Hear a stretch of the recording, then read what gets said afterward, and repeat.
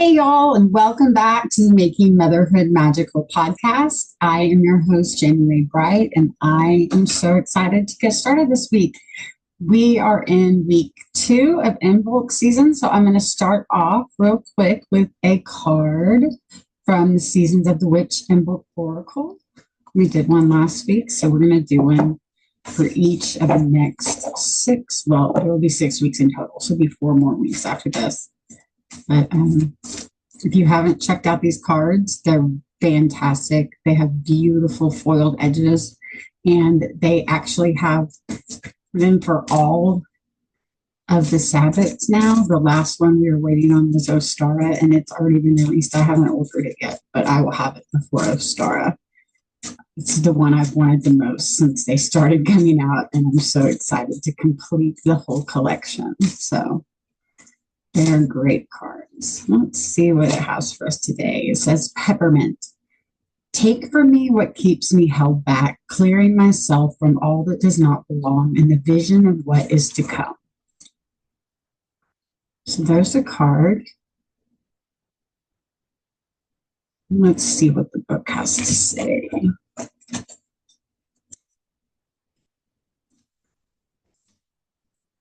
Keywords are clearing toxic relationships and behaviors. No one enjoys getting a cold or the flu, as they can bring great discomfort and pain that prevents you from experiencing the joys of life. Of course, it's better to take measures to prevent sickness, but sometimes it creeps up, coming from an unexpected place.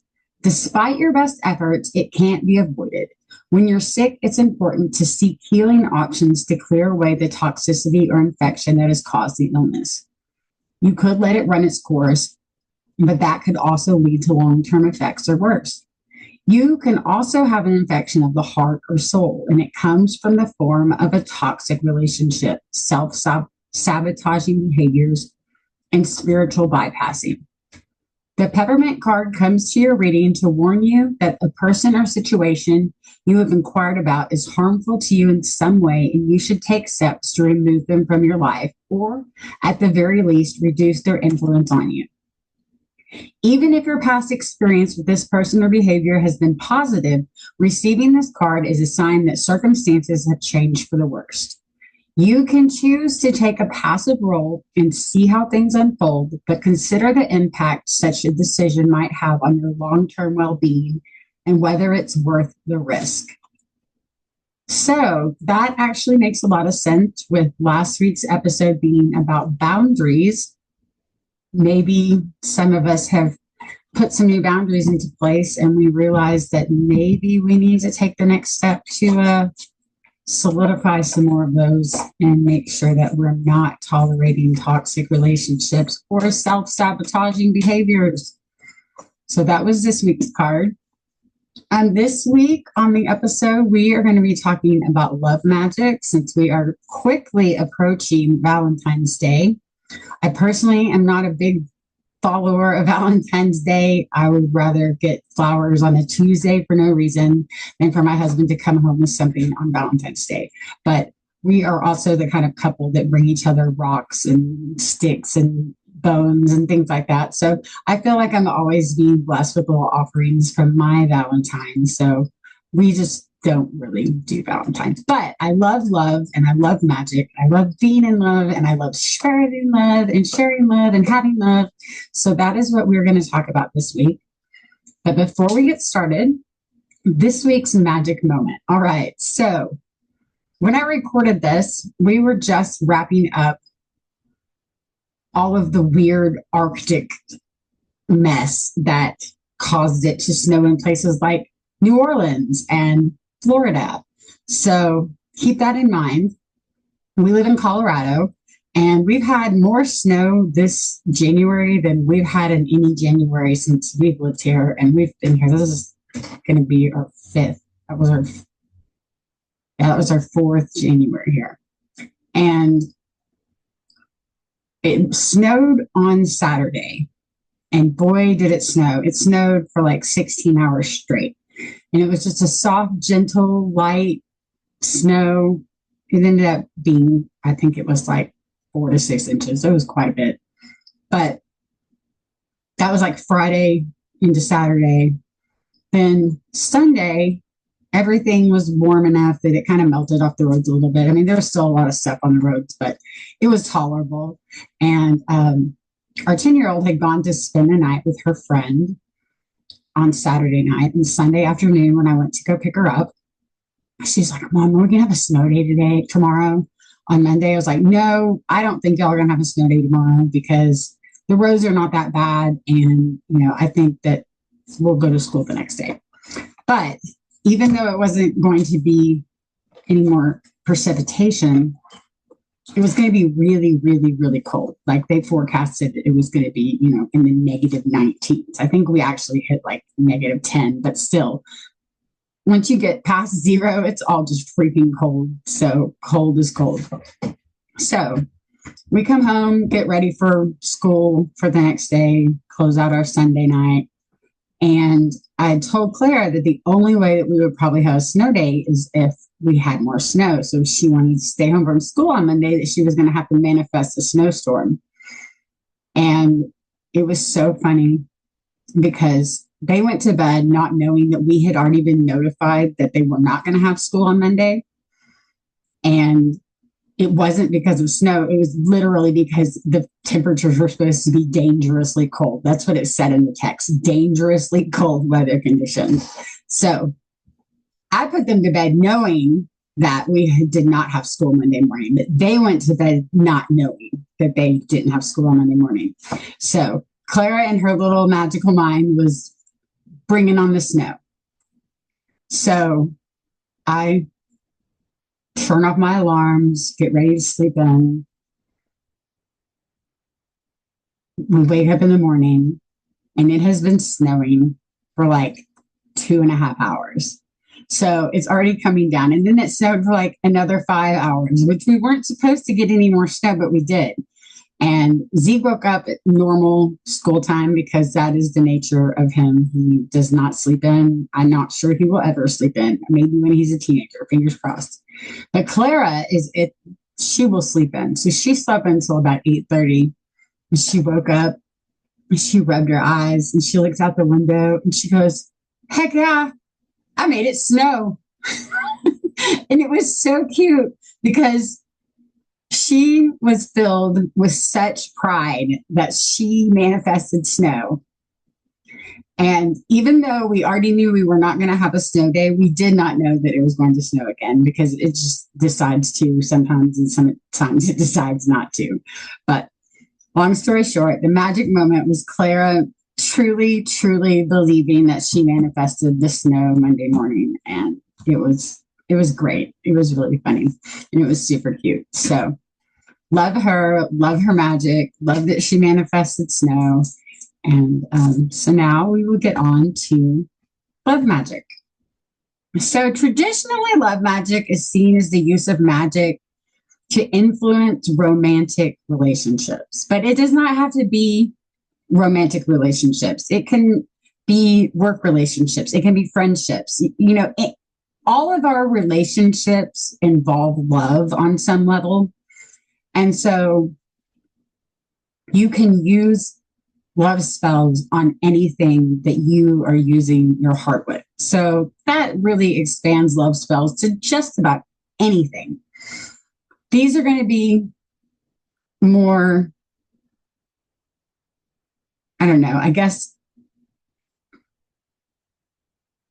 if you're looking for more of like strictly sex magic, this is not what this episode is going to be about. We will do a sex magic episode before Beltane because that is kind of the theme of Beltane. It's reproducing.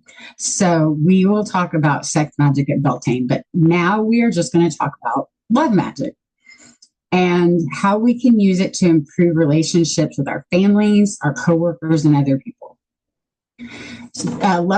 Love magic can be used to attract love or improve a current relationship. It can also be used to end a relationship and avoid repeating destructive patterns. So like I just said, it can have anything to do that has to do with matters of the heart. And so if you are trying to stop destructive patterns in your life, you can use love to do that. So anything that you can put your heart behind, you can put a love spell behind. You can put love magic behind. And it can be something as simple as, lighting a candle and making an intention, or it can be super involved. And at the end of the episode, we'll get into the super magical part, all the spells and stuff. And that's what I'm going to do. One to improve relationship that you already have. One for you can do it like work or somewhere that is not necessarily in relation. It could be more of like a home love or like a work love, kind of that kind of stuff. And then one in order to end the relationship or avoid repeating destructive behaviors. So the ethics of love magic are widely debated. The primary concern is the potential to infringe on someone's free will by manipulating their feelings by magical means. So that's one of the reasons why some people have an issue with love magic.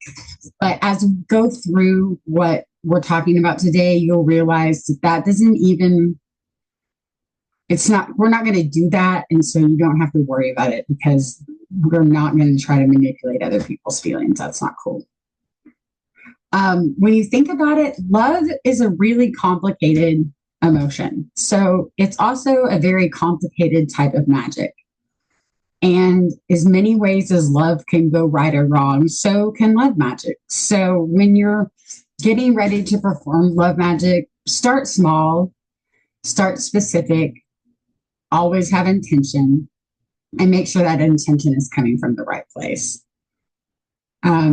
Most practitioners believe that love magic should be used to enhance current relationships, not to force someone or to create new connections through manipulation. So we will not be doing any of that. I don't think that, like I said, I don't think anyone should be trying to manipulate anything, because that's just not the right side of magic. Magic is more internal, and it's more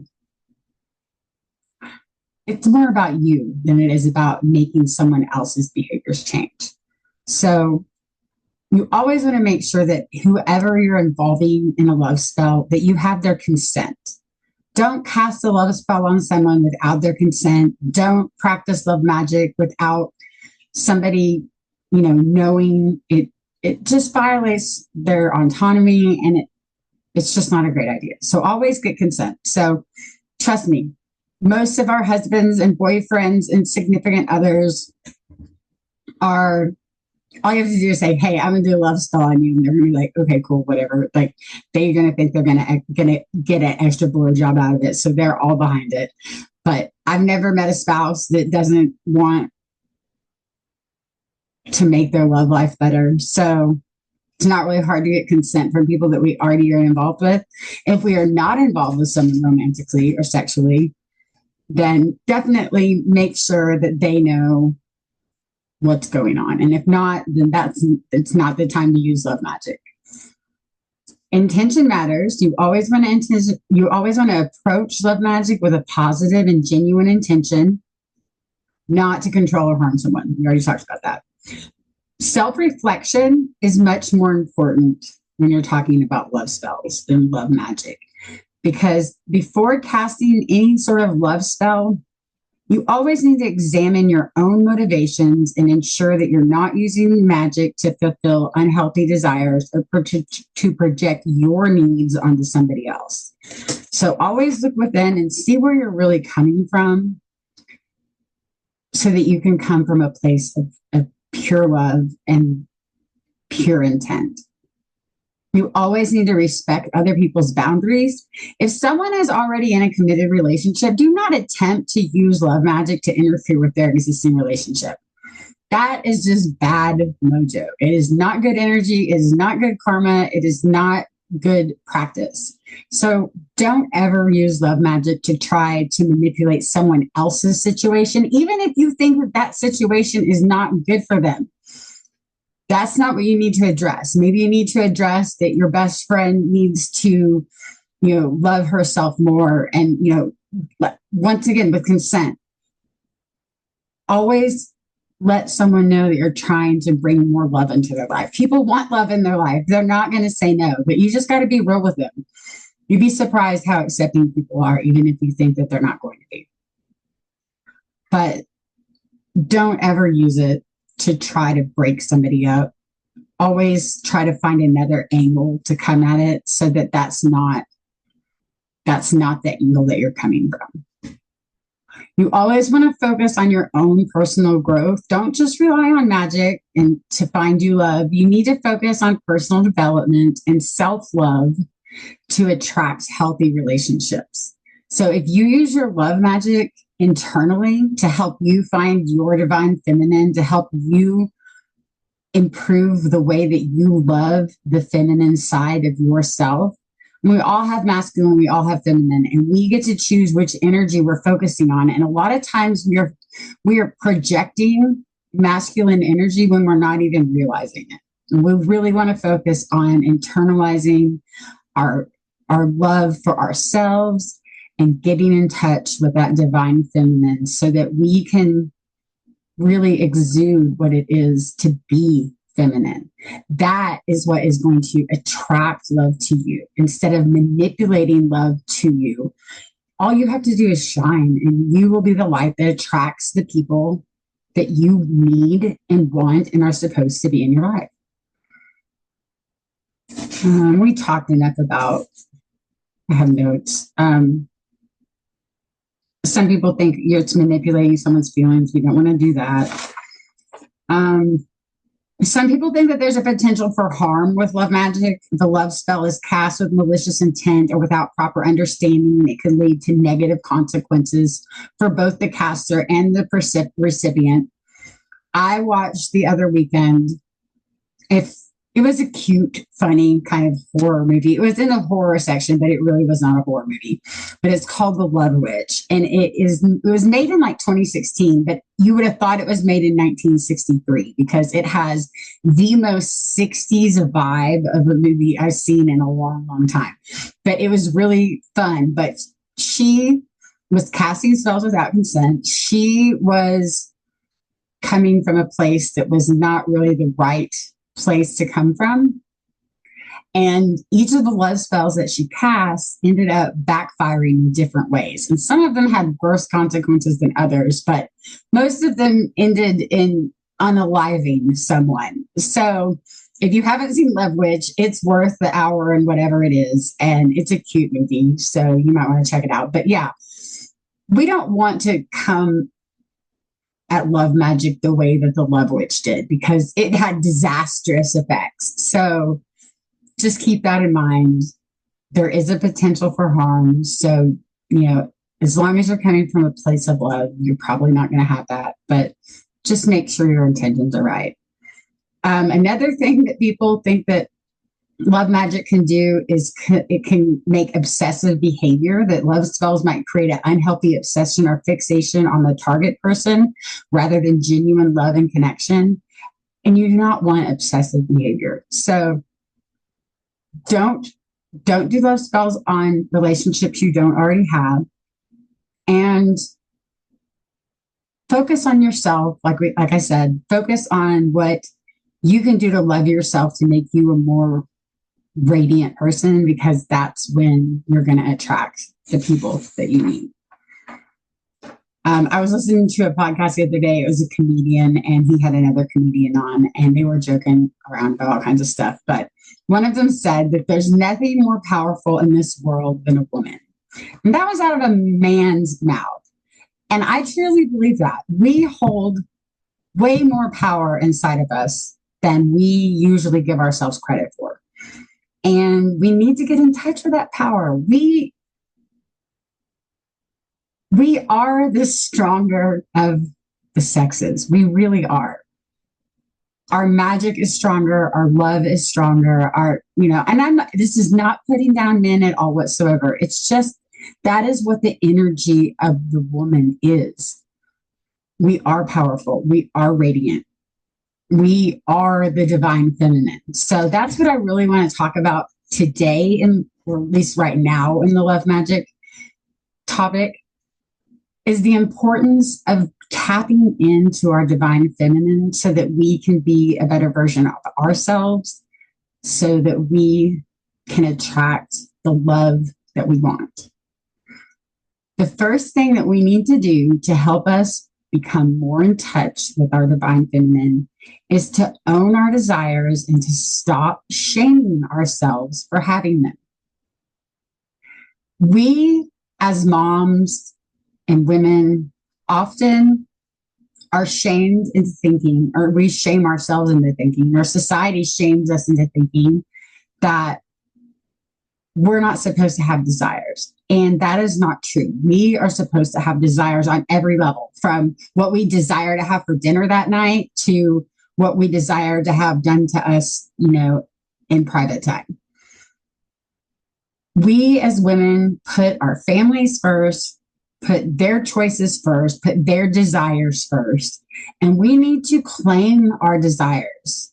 We need to be able to say, no, I don't want to go get tacos again. I really want to go get Japanese food or whatever. It can be as simple as what type of, toilet paper you buy. My husband happens to be very particular about the toilet paper that he likes or does not like. And so I always buy what he wants. But sometimes I just have to buy what I want because it is what it is.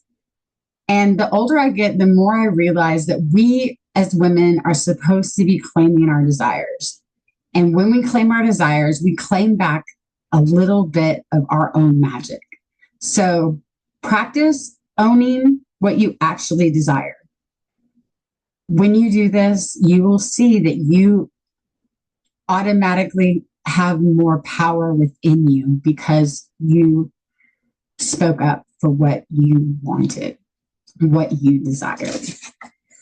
A lot of times we as women kind of have to be aloof and put off that cool girl energy so that we're backing off and not coming forward, not saying, this is what I want. I like you. This is what, I will tell you, when I met my husband, we went into it blindly. First of all, it was complete divine timing. I didn't know that I was looking for him. In fact, our first conversation was, hey, you're really cool and I really like hanging out with you, but I absolutely on no level want to be in a relationship.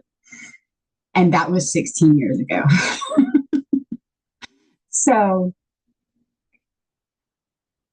know that you can just be yourself and be honest and be raw and be real and be feminine all at the same time. It is not putting out a needy energy. It's not putting out a desperate energy. It is putting out a strong energy of this is what I like, this is what I want, this is what I desire. And when you do that and you own it, you are going to find, like I said, so much magic inside of you, so much more power by just claiming what you want. So stop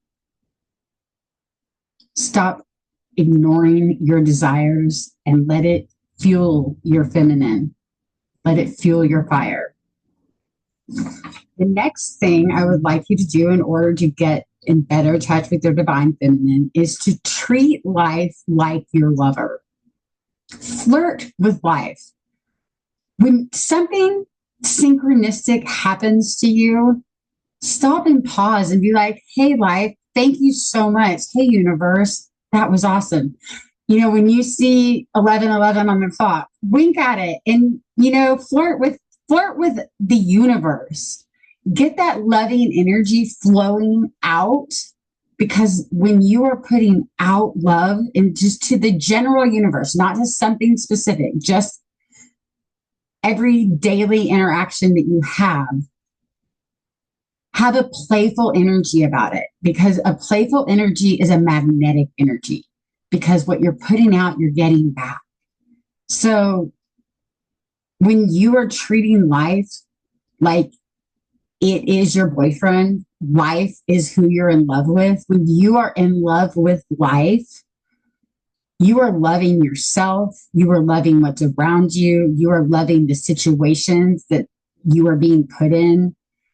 And it is literally the most feminine energy that you can be in when you're exuding that much love. So try to flirt with life and notice the little things and be grateful and express love and thankfulness. And you will start seeing it more and more in your life. I promise. When you start recognizing it and calling it out and claiming it as your own, claim that. If you manifested something to happen and you see that happen, claim it. Say, I made that happen.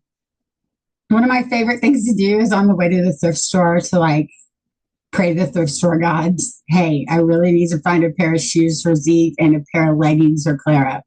And then make it happen. And then when it does happen, be like, thank you, universe, for helping me make that happen.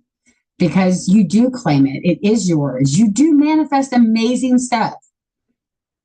You just got to put your mind to it and put your heart into it and trust the universe. Remember that as the feminine, you are the muse, not the performer. We as moms often wear many hats, and that often feels like performing many different roles because it literally is what we're doing. That's what we do. And we show up and we do what needs to be done, and we perform the way that we're expected to perform. But we need to remember that inherently, we are the muse to the artist. We are not the actor on the stage. We can beam the essence of femininity and inspire. I mean, think about how long women have been inspiring art, inspiring architecture. I mean, inspiring wars. If a woman's femininity and love and charm and vibrant and magnetic energy can start a war, that says something. That says a lot. It's a very powerful energy. And the more we tap into it, the more we are going to be able to receive love. And being open to receiving is super, super important. You have to quit chasing. Chasing comes from a place of lack, and you don't want to come from a place of lack.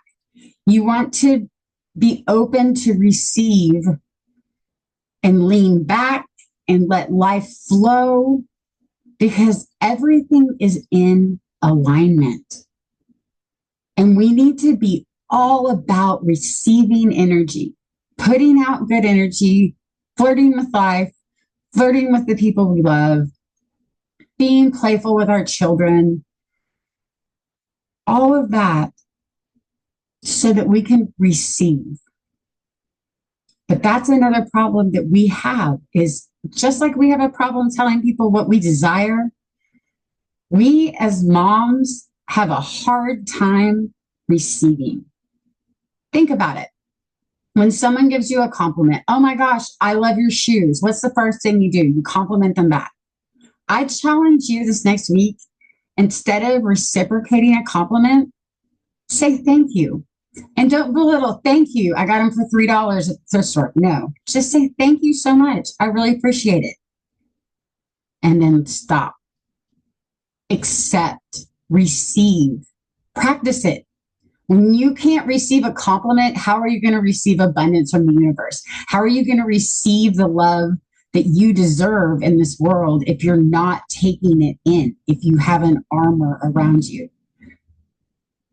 Think about when your friend says, hey, you want me to grab you a coffee on my way over there? And you're like, yeah, sure. And then you Venmo them, $7 for your coffee. Don't. Let them offer you something and bring it to you. They are doing it from a place of love. Let them love you. Let them give to you. Let yourself receive. Because when you start receiving, you can be more open to receiving love in all ways. Those are just two small examples that can apply in just about anywhere in your life. But practice receiving just on a physical plane basis, because you are supposed to be in a state of receival all the time.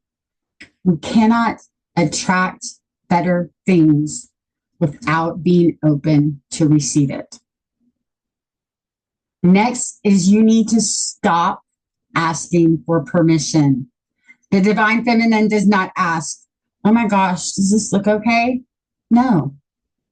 The divine feminine knows that they look fantastic. I got this. Oh my gosh, I love these earrings. By the way, I do love these earrings. My friend Crystal Brown gave them to me, and she has a podcast called, oh my gosh, I can't believe I'm spacing it. I will look it up and I will put a link in the show notes. It's about ghosts and paranormal here in Pueblo.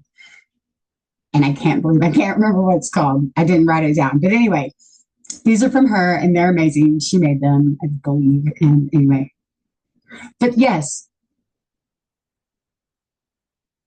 the feminine doesn't need someone else's permission to feel good about herself.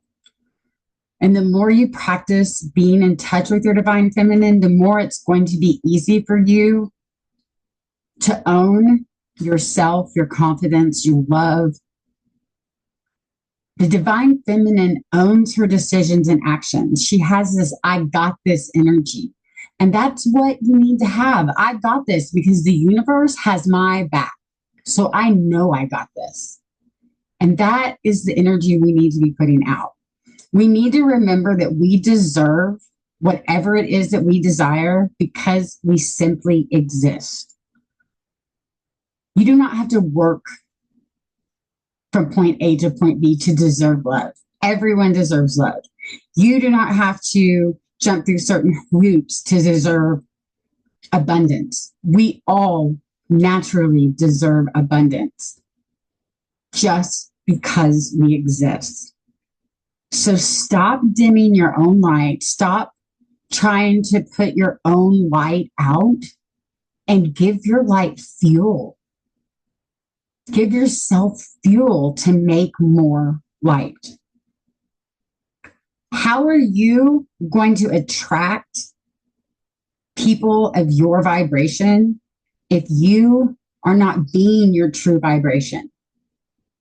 When you shine authentically as yourself, you are putting out the energy of the person or the people that are supposed to be in your life. If you are insecure about how you feel, if you cannot, receive, if you are not making decisions, if you are not claiming what is yours, you need to start doing it now. You deserve it. We all deserve it just because we're here. I also want you to give yourself permission to be silly and be playful, to be open, to be sensual. Give yourself permission because you deserve all of those things. And that's the energy we're supposed to be putting out. We're supposed to be happy. We're supposed to be silly and playful and open and sensual and loving and all of that. That's the most authentic version of ourselves. And that's the most radiant version of ourselves.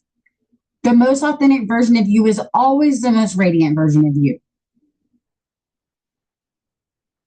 So try to keep that in mind when you feel like you are being a performer and you are jumping through other people's hoops, is that as long as you are still playing that game, you're not being the most authentic version of yourself. So give yourself grace always, always, always, always give yourself grace. But try to be working every day towards a more authentic version of yourself, because That's what you deserve. That's who you are. And when you have to pretend to be other things that you aren't, you're not shining the way you're supposed to be shining. You're not providing that light that the universe needs from you. We all have a light that we're supposed to be sharing, whether that is because we like to, help kids, or we like to, we love animals and we want to take it. Everyone has passions and loves, and that is what we need to focus on. We need to focus on what brings us love every day, because when you love your life, you can love contributing and giving back to what is in your life. So, love yourself, be yourself, attract the people that are on that vibrational level. And as you raise your vibration, you will see that the more people in your life raise their vibration. And if they don't, you have to remember that you get to choose where people have to rise up to meet you. You have to get out of the "I hope they like me" mindset and know I have everything to offer. Here's my light. You have it. Make people rise up to where you are. And that doesn't mean that you're better than anyone. That's not at all. That's not what I'm saying. But we have to let go of that desperate and clingy energy and know that our life and presence is amazing and sacred. We are the sacred feminine. We are sacred love. We radiate it. You need to be the first love of your life. And that's hard, because when you think about it, think how much more we love the people around us than we love ourselves.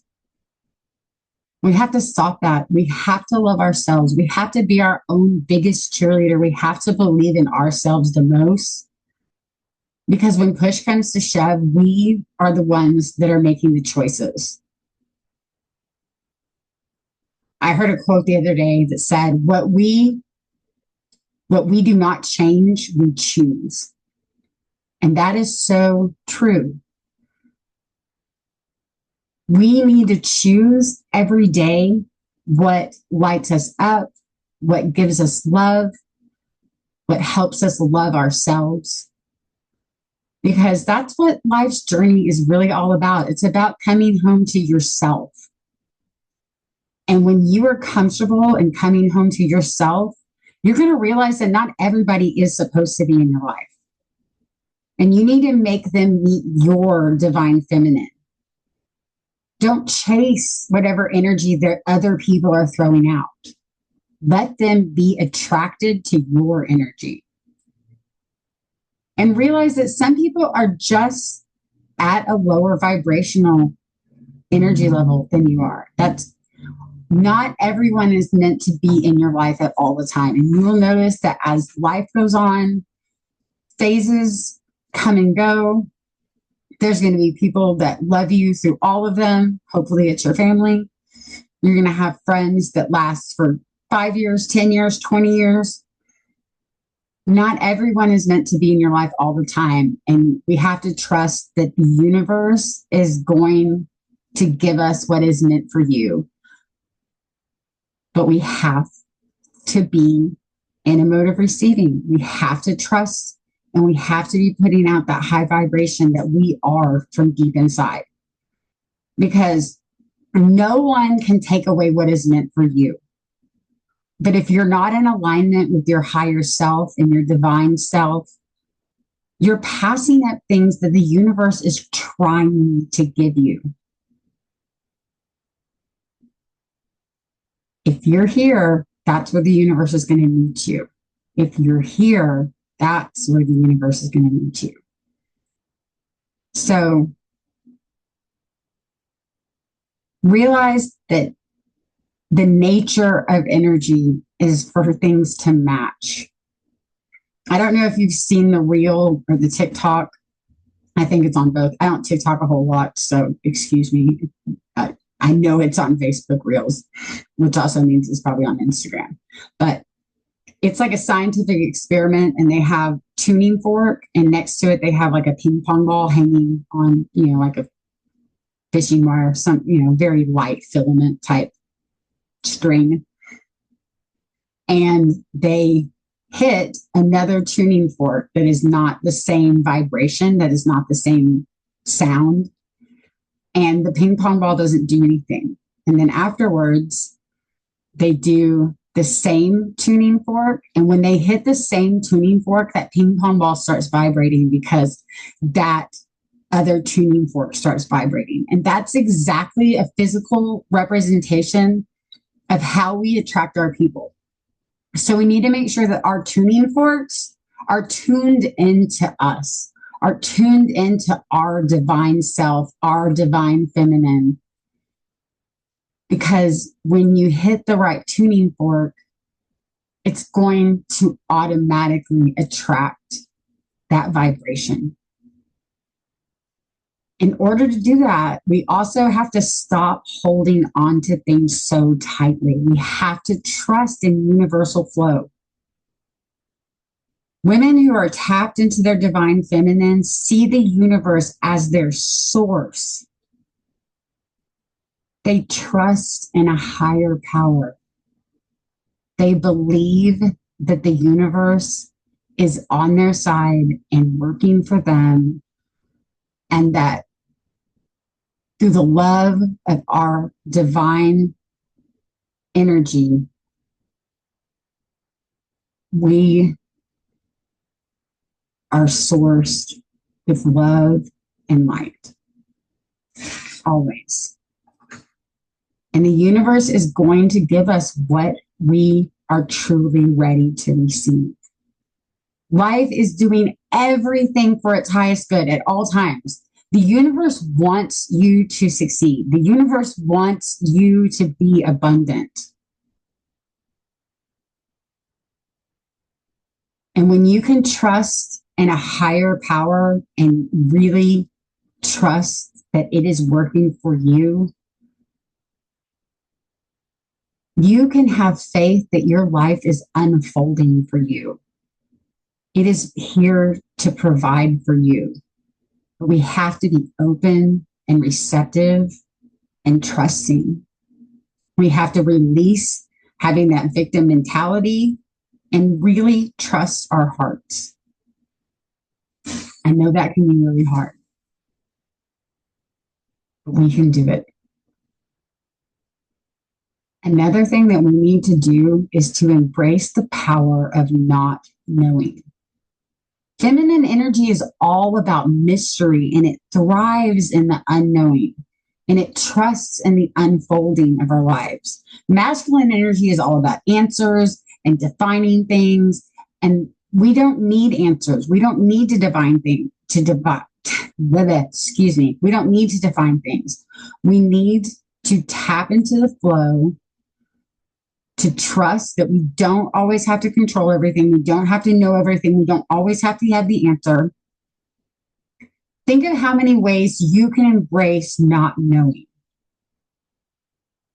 Because when you can fill that void of not knowing with faith and excitement and creativity instead of doubt, you're going to find so much power in not knowing.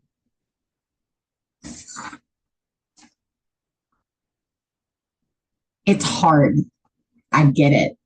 It's hard not knowing, not being controlled, letting the universe unfold for you. But when you truly, truly give it over to God, give it over to spirit, give it over to the universe, whatever that higher power that you believe in, when you can truly just give it away, is when you are going to receive what is yours. I hope that all of you will spend the next couple of weeks really trying to tap into your divine feminine because you deserve to be the best and most radiant version of yourself. And you deserve to receive all of the things the universe wants to give you, but you have to be in receiving mode. You have to be ready to accept those blessings, to accept that love, to accept what the universe is trying to give you. And until we have that faith, we're going to keep putting out the wrong vibration. We're going to keep attracting the wrong situations and the wrong things. So work on touching your divine feminine, work on claiming your power, work on being open, trusting, and loving. And know that you are the light. You are the light that attracts what you're supposed to have in your life. So now let's get to the magic part. The first one that I love to use is, I make these little spell jars. This almost looks like a test tube. Comes with a little cork. Got them on Amazon. I don't know. I think I got like 20 of them for probably $10. But what I have in here is at the bottom, I have pink salt. Salt is all about purifying and balancing and protecting. And I picked pink because of love, associated with love always, pink and green, heart chakra colors. I've got green here. We'll get up to that point. The next thing I have in it is rice. I'm trying to see if I can get the camera to focus on it. It doesn't know what it wants to do. That's what you get for getting autofocus. Sorry, guys.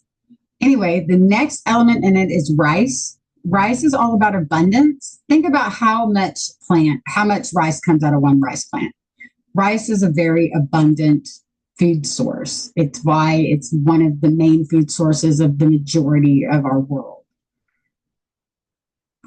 Rice is all about nourishing, feeding, healing, taking care of the love that we have. Then I have rosemary. Rosemary is excellent for love, for self-love. And rosemary, think about what a strong plant rosemary is. If you are not familiar with rosemary, go buy some fresh rosemary because you can even tell in the little sprigs of fresh rosemary how sturdy that plant is. It is not a delicate plant. It is a very strong plant. And so rosemary can strengthen. And since we're going with love, it's going to strengthen that love that we are putting in here. Then the next thing I have are orange lilies. You can kind of see them there. And they are for optimism and happiness. And then at the very top, I have lavender for peace, serenity, and healing. So I call this the happy home, but you could very easily put this in a workspace, even if you have to put it in your drawer. If you're not out of the broom closet, you don't have to put it on your desk.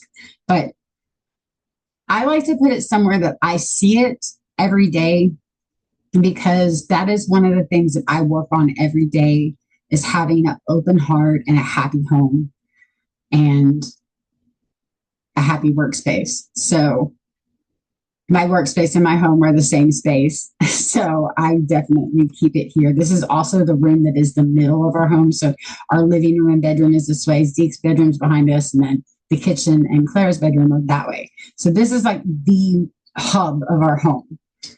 And that's where I keep it. So you can charge this with your intention. Friday is a great day to do that because it's the love a day. It's Venus's day.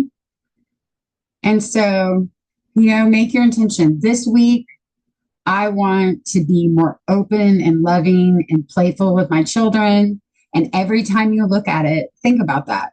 And you can set one intention that's for the whole year. You can set an intention every week, every month, however you want to do it. It's your magic. You work it how you want to. But when you see it, let all of these elements remind you of how much love there is in your home and how much happiness you have surrounding you on a daily basis. And it will just keep multiplying. So that's the first spell. The second one is to attract or improve a current relationship, and it is a honey jar. I did not get my honey out, honestly, because it's crystallized and I didn't want to mess with it. But what you're going to need is a small jar, a piece of paper, some herbs of your choice or flowers of your choice, honey, and then if you have it, sealing wax or just like a candle, like a birthday candle works well too. So honey jars are great at strengthening a relationship. They're great to bless a couple. So like if your friends were getting married, making them a honey jar that they could keep in their home would be fantastic. They promote love and connections. And just think about it. The saying, you'll attract more flies with honey than vinegar. You are going to attract love to your honey. Honey is sticky. Honey is sweet. Honey tastes good. Honey, it's just really, really good for making jars to attract things. So if you're trying to attract more love in your life, honey's a great way to go.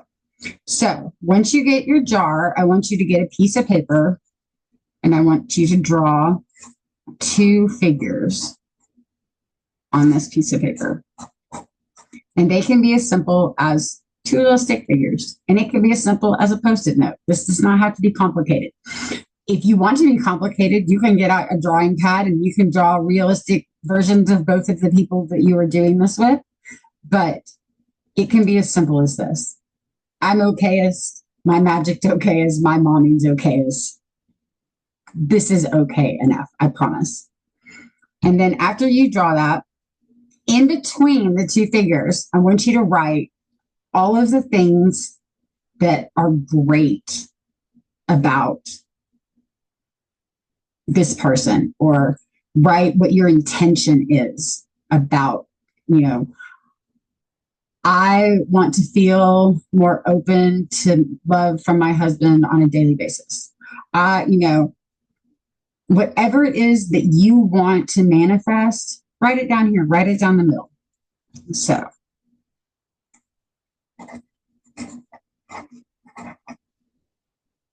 I'm just writing a few words really quick. I wrote peace, love, and home because I want peace and love in my home. But my husband also works out of town a lot and I want him home. And so that's another reason I put the word home. Things are not the same when he is gone.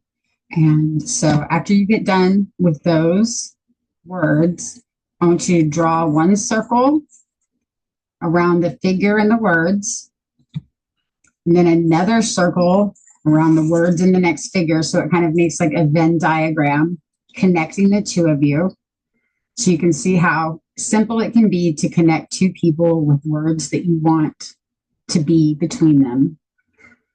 And then you will take that piece of paper and fold it up and put it in your jar. Put it in your jar. And while you're doing that, I want you to visualize the 2 people that you drew this for coming together and focusing on the words that you wrote. So as you fold it up and put it in there, and you can put herbs or flowers. I'm going to put rose. Rose is not my favorite flower. In fact, I spent a whole summer working with the Rose Oracle by Rebecca Campbell because I really didn't feel in touch with the rose at all. And the rose is like the symbol of divine feminine. It is the symbol of Mary Magdalene. It is the symbol of pure love. Not Mary Magdalene, sorry. I think it is Mary Magdalene also. I think both of the Marys are associated with rose. I may be wrong though. If you're Catholic and you know, let me know because I'm not positive. But the rose is all about the divine feminine. And whenever my husband gives me roses, I dry them out and I keep them in a jar. And I wrote on top of the jar, roses of true love, because I promise when my husband brings me roses, it's not because he messed up. It's because he just really loves me extra today and they were probably on sale or something. He he's a little miserly like that. And I love it because I'm the same way. I don't want full price flowers. Bring me discount flowers. I'm fine with that. But I'm going to put rose in mine, some of that rose. I'm going to put cinnamon. Cinnamon is great for like igniting passion and igniting whatever your intention is. So it just kind of amps it up. Think about how hot cinnamon is. It brings the fire to the flame. So I like cinnamon. And then I'm also going to use lavender because lavender is very peaceful. And that's one of the words that I wrote was peace. And it kind of balances out the cinnamon. So it's going to ignite some more love in your life and some more peace in your life. And then after you put the herbs and flowers or whatever you're going to put, then you pour honey on top of it and close up the jar. And I mean, this could be as simple as using like an old prescription bottle. Honestly, it doesn't have to be a mason jar. I'm not going to waste a mason jar full of honey. I'm going to be honest with you. Honey is expensive and we use honey for real. So while I will do a honey spell, I'm not going to fill an entire 16-ounce jar with freaking honey. It's not going to happen. I have these little tiny 1-ounce jars, and that's why I use the Post-it note, and I will put it in there. And I probably won't even fill the jar. I will probably just drizzle it across the top like a fly trap, to be honest. But after you seal it up, put a wax seal on top. I've got one right here. So like this kind of wax seal, and it can drip down the sides. It doesn't have to be pretty. This actually has rose quartz in it. But you seal at the top. And if you have a sigil that you might have, like some people have personal sigils, some people have sigils for a relationship or for a certain period in your life. If you have anything, you can do as simple as, drawing a star of protection and abundance on top of your wax. But seal it up and then store it in a shared place. So say it's for you and your partner. Put it in your room somewhere. Put it somewhere in your room that you both will see it. You could still use this like in a workspace if you wanted to. But wherever those two people that are on your piece of paper are, put it where both of those people will see it. And when you store it in a shared space, it also kind of brings them in more on the magic. And the more magic you got working for you, the better off it is. Like, it's so funny. The more magic I give to my kids and my husband, the more magic they make. And it's so fun to watch them grow magically. And it just brings so many magic moments to my life. So always, always, always try to share it with the person. And the last one is a spell to end relationships or to avoid repeating destructive behaviors or patterns. On another piece of paper, I want you to write all of the logical and emotional reasons that you should be ending the relationship or ending whatever it is you're trying to end, whatever pattern you don't want to repeat. So all the ways it makes you feel and all the ways it makes you think that you know are not beneficial to you, that are not serving you. And I want you to write it all down. I mean, this can be a full notebook piece of paper. However much you need to write it all down. Everything that is not serving you that you want to let go of, write it down.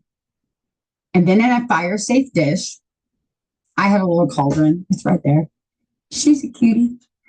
I like to burn my stuff in there, but it could be a fire pit. It could be, a glass dish or a pie plate or something.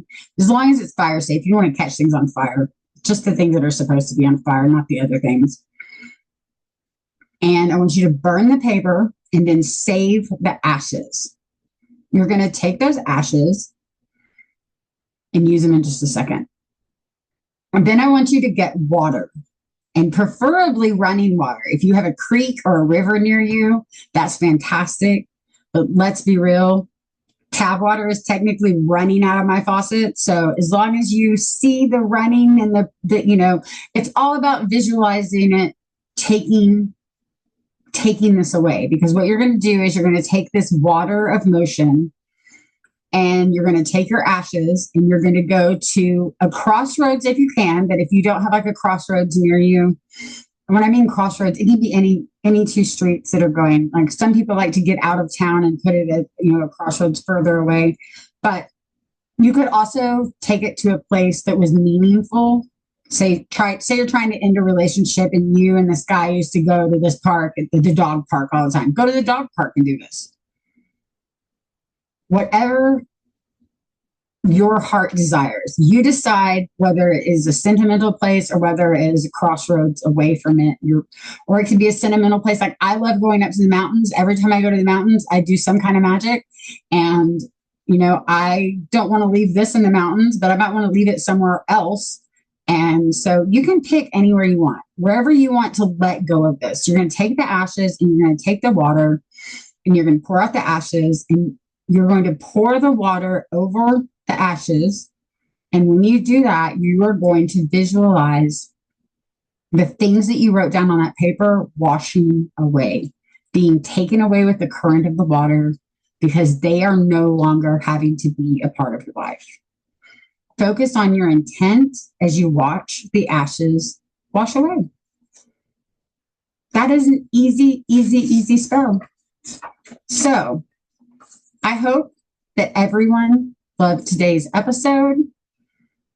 Right afterwards, I have a short advertisement for some cool new sheets that you might want to try out. They're called Ground Luck sheets. They're really cool. They're grounding sheets. You plug them in, it makes an electrical current that grounds you, and they're pretty freaking amazing. You should check them out. But I will also leave the link to them in the show notes. But thank you so much for showing up today. Thank you for showing up for me. Thank you for showing up for yourself. And go forward to share your light and spread your love and turn that love magic into what you need, deserve, and desire in your life. And y'all just keep on making magic every day, moms. Till next week.